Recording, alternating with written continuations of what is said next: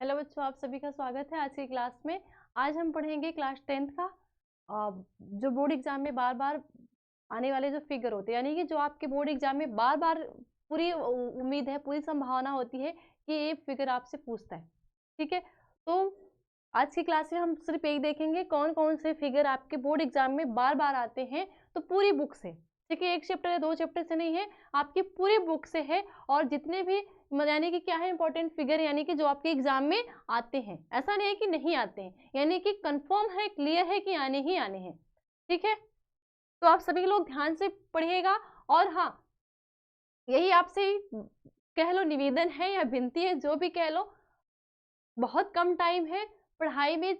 जो अपने पढ़ाई का टाइम है, समय है, उसको क्या कर दो, बढ़ा दो। ठीक है, बहुत कम समय रह गया है, तो कम समय रह गया है तो कम समय में ज्यादा से ज्यादा पढ़ के क्या करो, अच्छे नंबर लाओ। अच्छे नंबर लाओगे, तुम्हें भी खुशी होगी, फैमिली जो तुम्हारे माता पिता पेरेंट्स हैं उनको भी खुशी होगी, और हम लोग को भी खुशी होगी। ठीक है, तो आज की क्लास में हम यही देखेंगे। देखो, क्या होता है कि आपके बोर्ड एग्जाम में एक नंबर में या दो नंबर में या लॉन्ग जो दीर्घोत्तरीय प्रश्न होते हैं या लघुत्तरीय बोलने, कुछ भी बोलने, उसमें क्या होता है कि कभी कभी होता है कि इनका चित्र बनाओ और उनके बारे में क्या करो, वर्णन करो। ठीक है, या तो सिर्फ केवल आपके डायग्राम बनाने के लिए ही आते हैं। तो देखो, आपका क्या होता है कि रंध्र का नामांकित चित्र, यानी कि आपके बोर्ड एग्जाम में आपका जो स्टोमेटा होता है, ठीक है, यानी क्या होता है आपका जो स्टोमेटा होता है, तो स्टोमेटा का डायग्राम भी आता है किसमें, आपके बोर्ड एग्जाम में। आपको बोर्ड एग्जाम में आपका एक क्वेश्चन आती है, यानी कि यह डायग्राम आपका आता है, तो आप क्या करिएगा, इसको भी तैयार कर लीजिएगा। ठीक है, इसका रंध्र का नामांकित चित्र। देखो, जो हमने जो हमारा वातरंध्र होता है, ठीक है, क्या होता है, जो हमारा वातरंध्र यानी होता है, तो यही स्टोमेटा वातरंध्र क्या करता है कि स्टोमेटा के आकार में चेंज कर देता है, परिवर्तन कर देता है, जिससे कि क्या होता है, जो जल की हानि को नियंत्रित करता है। जब कहाँ होता है कि जो मरुस्थलीय स्थान होता है, जो रेगिस्तान वाला स्थान होता है, वहां पे क्या होता है कि जब वाटर की हानि होती है, जल की कमी होती है, तो क्या होता है कि जो वातरंध्र होते हैं वो क्या होते हैं कि अपने स्टोमेटा, यानी कि जो स्टोमेटा जो रंध्र होता है उसके आकार में चेंज हो जाता है, जिससे कि जो वाष्पोत्सर्जन की क्रिया होती है, यानी देखो, जो वाष्पोत्सर्जन की क्रिया के द्वारा ही क्या होता है, जल की हानि होती है ना, तो क्या होता है कि वाष्पोत्सर्जन की क्रिया को ही वो बंद कर देती है, यानी कि जो उनका स्टोमेटा होता है वो क्या कर देती है, अपने अपने आकार में क्या कर देती है, चेंज कर देती है। ठीक है, तो ये भी आप फिगर को तैयार कर लेना। ठीक है, अगला क्या है, अगला आपको क्या है, मेन है, अगला आपका है कि पुष्प की अनुदैर्ध्य काट की जो संरचना आती है। ठीक है, संरचना आती है, इसमें देखो शॉर्ट में, लॉन्ग में, जो भी है, लेकिन आपके बोर्ड एग्जाम में ये डायग्राम आते हैं।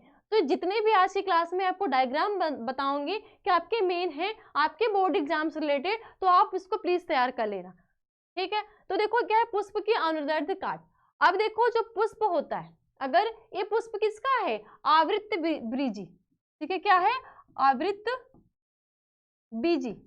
एक ऐसा प्लांट्स है आवृत्त बीजी, और आवृत्त बीजी क्या होता है, जिसमें बीज उत्पन्न करने की क्या हो, कैपेसिटी हो, जिसमें क्या हो, बीज उत्पन्न करने की क्षमता पाई जाती है, वो प्लांट्स क्या कहलाते हैं, आवृत्त बीजी कहलाते हैं। और अनावृत्त बीजी क्या होते हैं, जिसमें क्या होते हैं कि बीज उत्पन्न करने की क्षमता नहीं होती है, उसको हम क्या बोलते हैं, अनावृत्त बीजी बोलते हैं। ठीक है, इतना क्लियर। तो देखो, इसमें आपका पुमंग भी पाया जाता है और जयांग भी पाया जाता है। जो पुमंग होता है वो क्या होता है, नरजननांग होता है। ठीक है, पुमंग क्या होता है, पुमंग को हम क्या बोलते हैं, नरजननांग। ठीक है, और आपका जो जयांग होता है, जयांग को क्या हम बोलते हैं, मादा जननांग। क्या बोलते हैं, मादा जननांग। ठीक है, तो पुमंग की इकाई को हम क्या बोलते हैं, पुंकेसर बोलते हैं।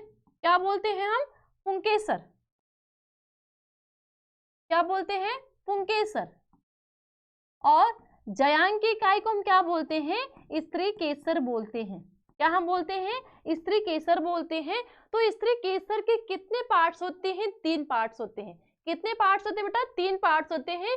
एक आपका होता है वर्तिकाग्र। ठीक है, क्या होता है आपका, वर्तिकाग्र। दूसरा आपका क्या होता है, वर्तिका होती है। और तीसरा आपका क्या होता है, अंडाशय होता है। ठीक है, क्या होता है आपका, अंडाशय होता है। ठीक है, और अंडाशय के अंदर आपका क्या पाया जाता है, यहाँ अंडाशय के अंदर आपका क्या होता है, बीजांड पाया जाता है। ठीक है, क्या पाया जाता है, आपका बीजांड पाया जाता है। तो देखो वर्तिकाग्र, वर्तिका और अंडाशय तीनों के मिलाकर हम क्या बोल रहे हैं, स्त्री केसर। और स्त्री केसर जो होती है जयांगी क्या होती है, इकाई होती है। अब देखो पुमंग की बात करते हैं, यानी कि नर जननांग की बात करते हैं। तो देखो जो नर जननांग होता है ये क्या होता है, देखो यहाँ पे यह क्या है, यह वाला पार्ट आपका क्या है, परागकोश है।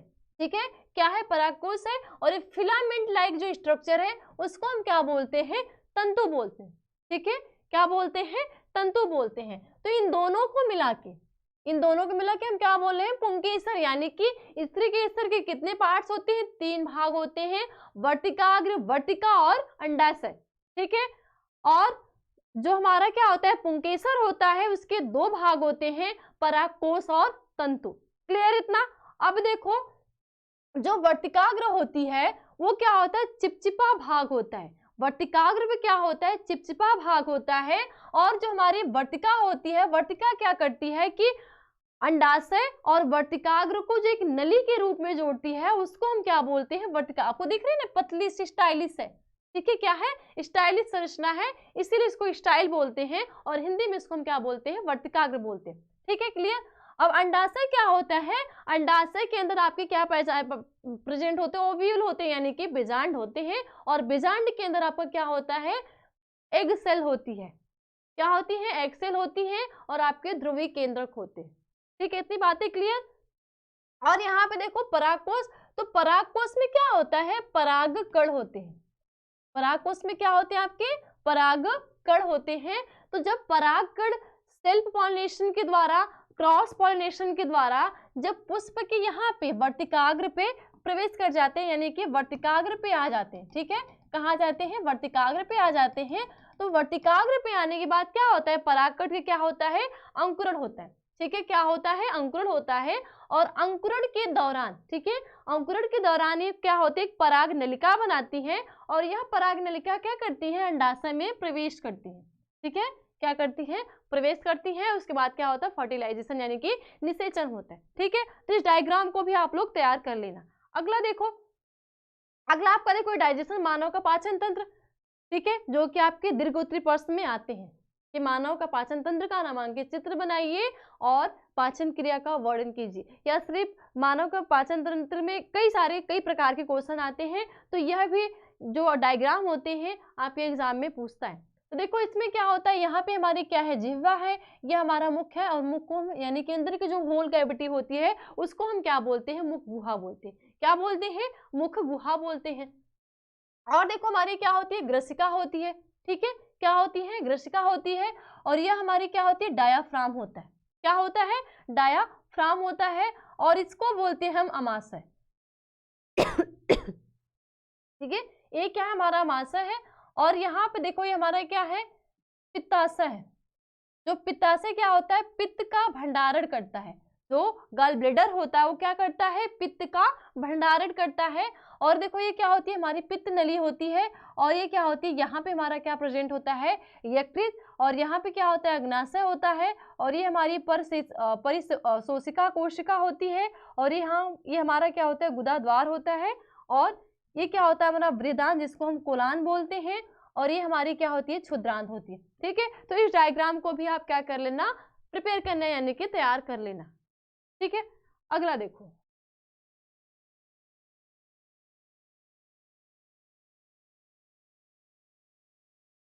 देखो अगला आपका क्या आता है कि एक वृक्काणु की, यानी वृक्काणु को हम क्या बोलते हैं, नेफ्रॉन बोलते हैं। ठीक है, आपको क्या आता है कि एक वृक्काणु की यानी कि नेफ्रॉन की रचना, आपके एग्जाम में, बोर्ड एग्जाम में उत्सर्जन की डिफिनेशन आती है। और इसका ये डायग्राम भी आता है। ठीक है, तो ये डायग्राम भी आप क्या कर लेना, तैयार कर लेना।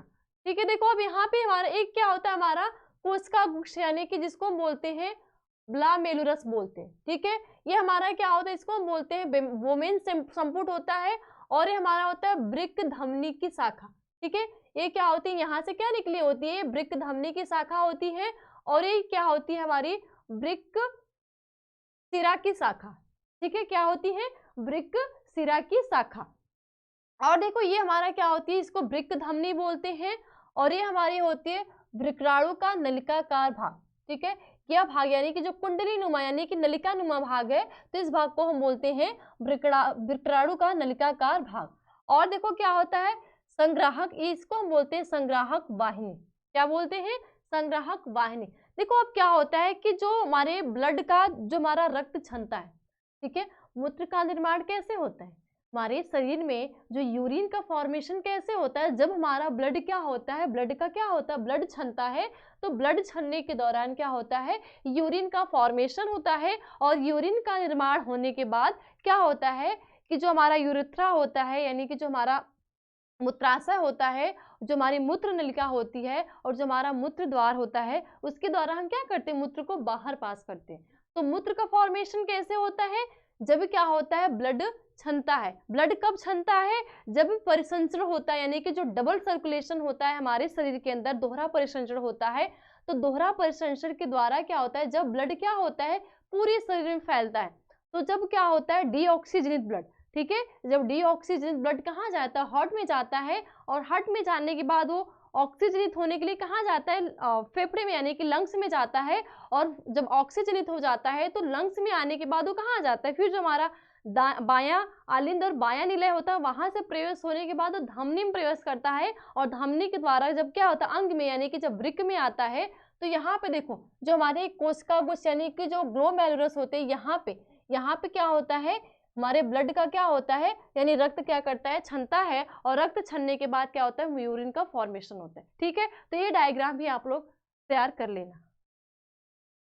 आगे देखो, फिर आपके आते हैं मनुष्य के हृदय की बाह्य संरचना।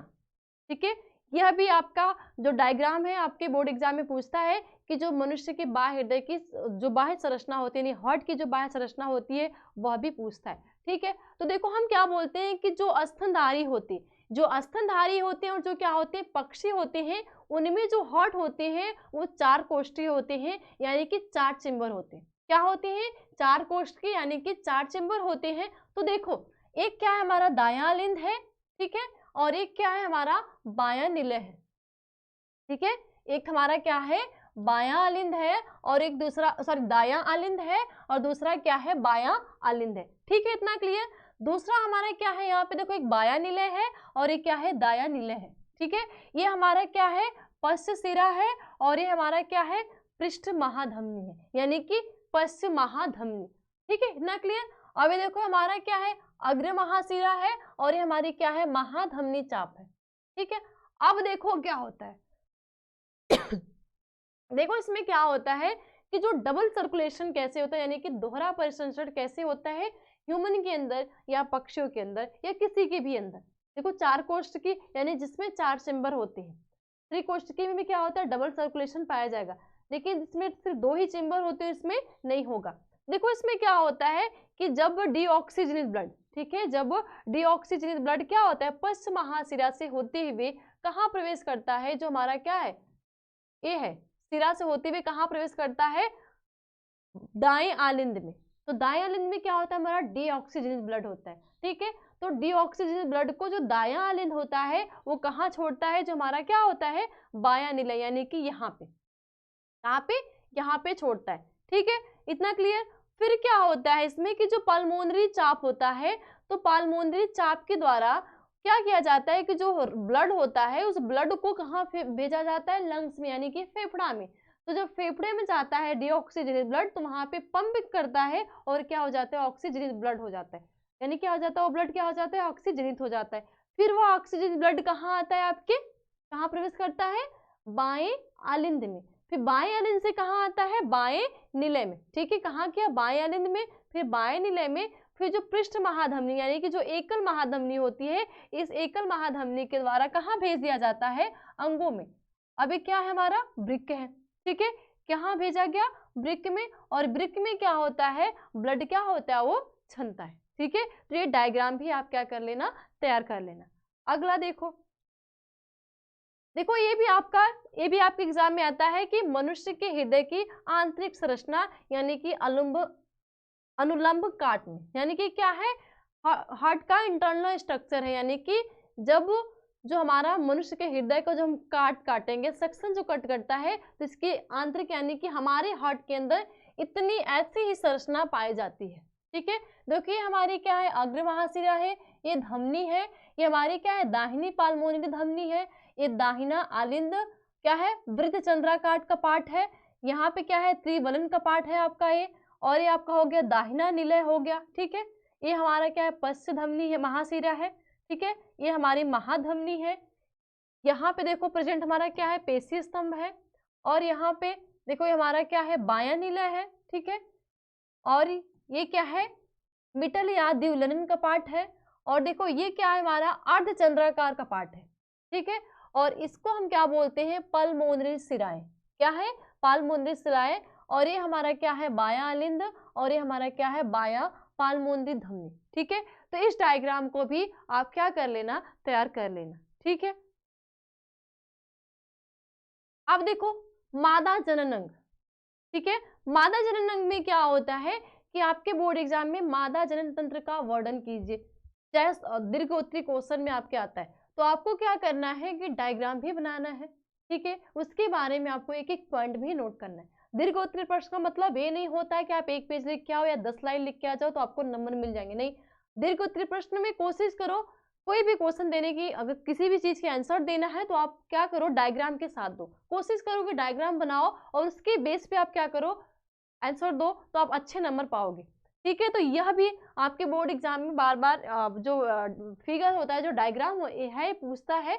तो देखो ये क्या होता है, मादा जनन अंग है। ठीक है, क्या है, मादा जनन अंग बोले या मादा जनन तंत्र बोले। ठीक है, अब इसमें क्या होता है, देखो ये क्या होती है, सर्विक्स होती है, ये क्या होता है, योनि होता है। ठीक है, ये क्या होता है, अंडाशय होता है। देखो जैसे पुरुष के अंदर, ठीक है, जैसे क्या होता है, मेल के अंदर पेयर में यानी कि एक जोड़ी क्या होती है, वृषण होते हैं, उसी तरह फीमेल के अंदर भी क्या होती है, एक जोड़ी क्या होते हैं, अंडाशय होते हैं। और देखो यहाँ पे इस अंडाशय में क्या होता है, अंडाणु का फॉर्मेशन होता है। किसका फॉर्मेशन होता है, अंडाणु का फॉर्मेशन होता है। ठीक है, अब देखो ये क्या होती है, जो गर्भाशय की फैलोपियन नलिका होती है। ठीक है, ये क्या होती है, गर्भाशय की फैलोपियन नलिका होती है, और यह जो आपको दिख रही है, यह होती है हमारी एंड्रोमेट्रियम लेयर। क्या होती है, एंड्रोमेट्रियम लेयर। देखो इसमें क्या होता है, जब आपकी लॉन्ग क्वेश्चन में आपके पूछ दे, तो देखो इसमें पहले क्या होता है कि जब सेक्सुअल इंटरकोर्स होता है, ठीक है, सेक्सुअल इंटरकोर्स हुआ तो सेक्सुअल इंटरकोर्स के द्वारा जब क्या होता है, स्पर्म, ठीक है, सेक्सुअल इंटरकोर्स के द्वारा जब क्या होता है, स्पर्म कहाँ जाता है, प्रवेश करता है यहाँ पे, जो हमारी क्या होती है, फैलोपियन ट्यूब होती है, यानी कि जो हमारा एम्पुला वाला पार्ट्स होता है वहां पे प्रवेश करता है, और जो हमारा ये क्या होती है, अंडाशय होता है, यहाँ पे क्या होता है, एग का फॉर्मेशन होता है, यानी कि एग का निर्माण होता है। तो ये देखो जो हमारी फैलोपियन नलिका होती है, इसमें सीलिया लाइक स्ट्रक्चर पाए जाते हैं। ठीक है, क्योंकि एग के पास तो कोई फ्लैजिला या सीलिया तो है नहीं भाई, उसको भी तो गति करना है, गति करके ही तो कहाँ जाएगा, फैलोपियन नलिका में प्रवेश करेगा। ठीक है, तो फैलोपियन नलिका यानी कि वहां पे जो एम्पुला वाला पार्ट्स होता है वहां पे। ठीक है, तो इसमें सीलिया लाइक क्या होते हैं, स्ट्रक्चर होते हैं, सीलिया पाए जाते हैं, जिसके द्वारा क्या होता है कि एक क्या होते हैं, पहुंचते हैं यहाँ पे, और यहाँ पे भी क्या गया, स्पर्म गया, और क्या हुआ, फर्टिलाइजेशन हुआ, जाइगोट हुआ, जाइगोट बना। ठीक है, अब जाइगोट बना, फिर क्या होता है, जो क्या होती है, गर्भाशय होती है, यहाँ पे क्या होता है, भ्रूण का रोपण होता है। ठीक है, जिससे कि एक नवजात शिशु का जन्म होता है। लेकिन जब क्या होता है, जब क्या होता है कि यहाँ पे एक का फॉर्मेशन हो रहा है, लेकिन ओव्यूलेशन भी हो गया, लेकिन उस एक का फर्टिलाइजेशन नहीं हुआ, यानी कि वो जो अंडाणु है वो निषेचित नहीं हुआ, तो उस कंडीशन में क्या होता है, जो जो हम पीरियड बोलते हैं, यानी कि जो मासिक धर्म बोलते हैं, तो उसमें क्या होता है कि यही जो लेयर होती है, यानी कि एंड्रोमेट्रियम लेयर होती है, ये क्या हो जाती है, टूट जाती है, जो कि ब्लड के रूप में, और क्या करती है, पीरियड जिसको मेंसे या पीरियड बोलते हैं या मासिक धर्म बोलते हैं, वो 28वें दिन पे क्या होती है, साइकिल चलती है। यह साइकिल क्या होती है, 11 से 14 वर्ष की आयु में क्या हो जाती है, स्टार्ट हो जाती है। कब तक चलती है, लगभग वो 40 से 45 वर्ष की आयु तक क्या करती है, साइकिल चलती है। किसी किसी में 50 भी हो जाता है, किसी कोई लिमिट निर्धारित टाइम नहीं है कि 40 ही चलती है, अलग अलग क्या होती है, टाइम होती है, किसी में 40 में, किसी में 45 में, किसी में 50 में, किसी में उसके बीच में। ठीक है, क्लियर। अब एक क्लास आपका एक और है, जो क्या है नर जनन अंग, ठीक है। यह भी आपके डायग्राम आपके बोर्ड एग्जाम में पूछता है। तो देखो नर जनन अंग में क्या है, वृषण है, ठीक है। जैसे फीमेल के अंदर एक जोड़ी अंडाशय पाया जाता है, उसी तरह मेल के अंदर भी क्या होता है, एक जोड़ी वृषण पाया जाता है, ठीक है। अब यह वृषण जो होता है, यह वृषण कोश से क्या होता है, ढका होता है। यानी कि जो वृषण कोश होता है वह एक थैलीनुमा संरचना होती है, जिसमें क्या पाया जाता है, वृषण, जिसको हम क्या बोलते हैं, टेस्टिस, ठीक है। क्या बोलते हैं, टेस्टिस। अब देखो, अब और क्या है आगे, यह वृषण कोश क्या होता है कि शुक्राणु नली, ठीक है। यानी कि मूत्र नलिका बोले, मूत्र वाहिनी बोले या यूरेथ्रा बोले, तो मूत्र वाहिनी या यूरेथ्रा के रूप में कहाँ खुलते हैं, जो मूत्र मार्ग या सिसन, ठीक है, कहाँ खुलते हैं, सिसन। और जो सिसन जो होता है, इसमें बहुत ज्यादा मात्रा में ब्लड की क्या होती है, आपूर्ति होती है। तो सिसन के द्वारा, ठीक है, इसके द्वारा ही क्या किया जाता है कि मूत्र को बाहर निकाला जाता है, मूत्र का उत्सर्जन किया जाता है, और उसके साथ साथ जो क्या होता है, शुक्राणु को भी बाहर निकाला जाता है। किसके द्वारा, सिसन के द्वारा ही। और देखो यहाँ पे क्या प्रेजेंट होता है, गुदा, ठीक है। और ये इसको हम बोलते हैं ब्लेडर। ये क्या होता है, ब्लेडर होता है। और ये क्या होती है, शुक्राणु नली होती है, जिनमें क्या होता है कि जब यहाँ ये टेस्टिस में क्या हुआ, स्पर्म का फॉर्मेशन हुआ, तो भाई जब स्पर्म का फॉर्मेशन होगा तो आगे तो उसको भी तो जाना है। तो जब स्पर्म का फॉर्मेशन हो जाता है तो शुक्राणु नलिका के द्वारा कहाँ आता है, शुक्राणु नलिका के द्वारा कहाँ आता है, जो हमारा सिसन यानी कि पेनिस है। फिर इसके द्वारा क्या किया जाता है, इसको बाहर निकाला जाता है, ठीक है। तो जितने भी सारे आपको डायग्राम मैं आज की क्लास में बताई हूँ, आप लोग इसको तैयार कर लेना, क्योंकि आपके बोर्ड एग्जाम में पूछता है, ठीक है। तैयार कर लेना। देखो जितनी भी सारी चीजें अगर याद कर लोगे, 7 से 8 जितने भी डायग्राम हैं पूरे तैयार कर लोगे, तो ऐसा कोई तो कोई आएगा ही, ठीक है। तैयार रहेगा तो आप क्या करोगे, आसानी से करके आओगे और नंबर भी पाओगे और आपका परसेंटेज भी अच्छा होगा, ठीक है। नहीं पढ़ोगे तो जाओगे, पेपर में बैठोगे, मुंह लटकाओगे और क्या होगा, घर आओगे, ठीक है। और आपका जो मार्क्स होगा वह भी अच्छा नहीं आएगा। तो जितने भी आपके डायग्राम है उसको आप क्या कर लेना, इसको भी आप तैयार कर लेना, ये भी आपके बोर्ड में पूछता है, ठीक है। तो बस आज की क्लास में इतना ही। देखो ये जो सारे डायग्राम थे आपके पूरे बुक से थे, पूरी किताब से थे, यानी एक चैप्टर या 2 चैप्टर से नहीं थे, ठीक है। और ये वही थे जो कि आपके बोर्ड एग्जाम में बार बार पूछते हैं, ठीक है। तो आप लोग सभी लोग क्या करना, इसको तैयार कर लेना। तो बस आज के लिए इतना है।